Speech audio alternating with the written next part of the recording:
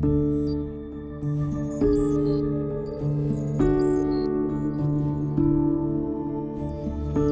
かどちらかというと円形というよりも近形の実際の自然の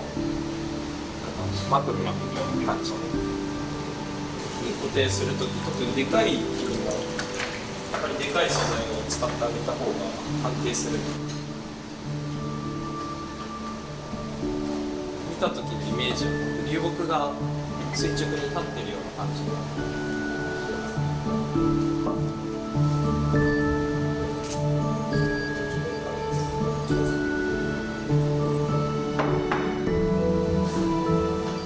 これが一応全部入れる流木の本数。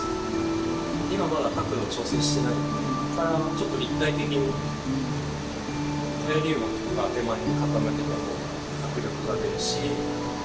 なんかこのジグザグ感を作ってあるんですけど、ここにこうやって打ち合うと二次元的でなんか狭い印象になっちゃう。例えばこの流木をもうちょいこうするだけでも、こういってこういってこういってみたいな。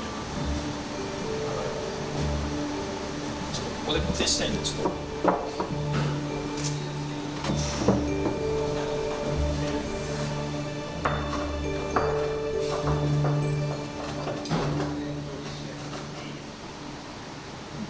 いい感じだ。ちょっとガレバー作っていきましょうかね。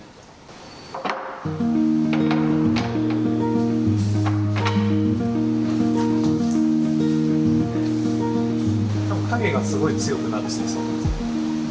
ですよ。さっきのシダの置き方、モスもそうですけど、ほとんど埋もれるんですけど、それが例えば散水石とかでやっちゃうと真っ黒、全部下黒。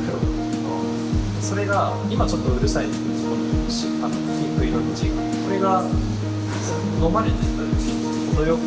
明るさが残るかな。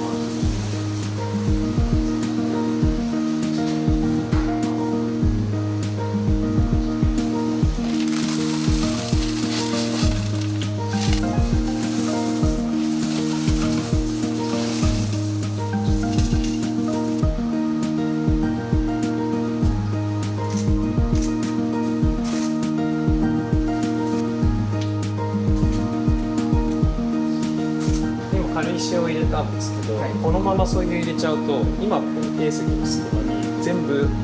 ソイルが入ってる。先にこう隙間をソイルに埋められちゃうので、管理してると絶対もうソイル漏れ起こすんで、もうそれでいうと化粧砂はもうこの隙間に先に全部詰めとく。きれいに隙間に落としてほしい。わかりました。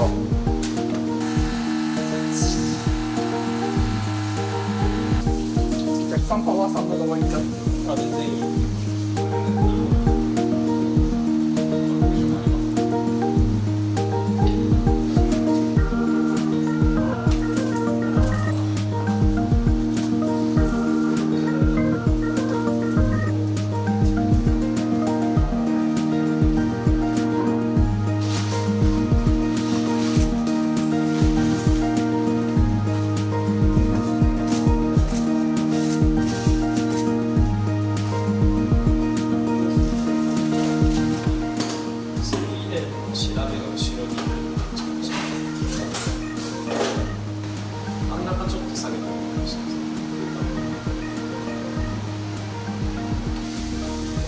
味が強いんで、ロータスも赤色をちょっと入れようかなと思ってるんですけど、タイガーロータスがスポットで入れつつ、直線状の流木に合うようなちょっとテープ系と、有機層でちょっと成長の早い、過去のやっぱり水槽でうまくいった植栽パターンみたいなのをまたちょっとこうオリジナルでさらにこう更新して使うっていうのはありなのかな。最初の着想は呼吸痕とかそういうフォルムのとこから入っていって、最終的にはそういうオリジナリティを混ぜて一つの中で1アクアリウムっていう感じの1個の景色から1個の作品っていうパターンの方がないかもしれないです。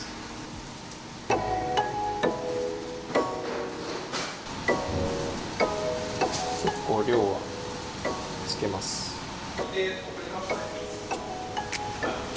これで巻きます。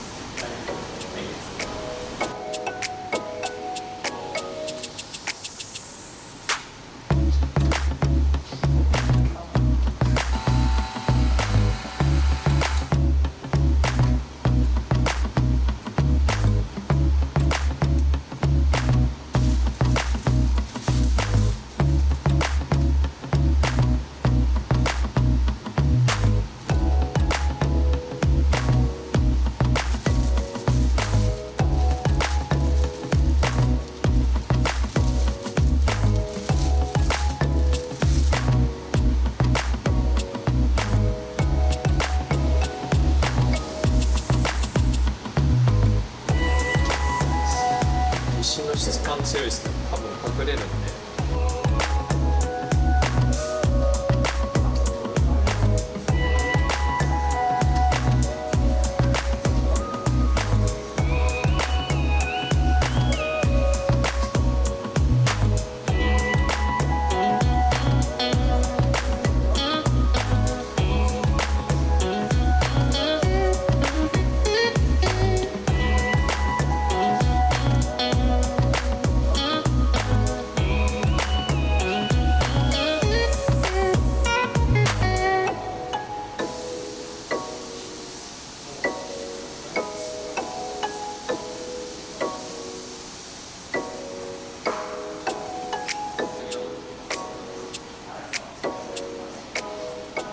これが緑のカーテンを作っ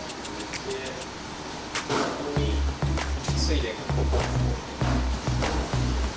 マリスネリアとかと違ってランナーで動かないので管理はすごくしやすいです。植えたところで株が大きくなってそこにとどまってきます。それからレディッシュ、これはちょっとアクセントでロータスの赤みとすごくマッチするんで、局所的にちょっとこうオレンジミリオと混ぜながら植えます。一本一本がすごく赤みがある分、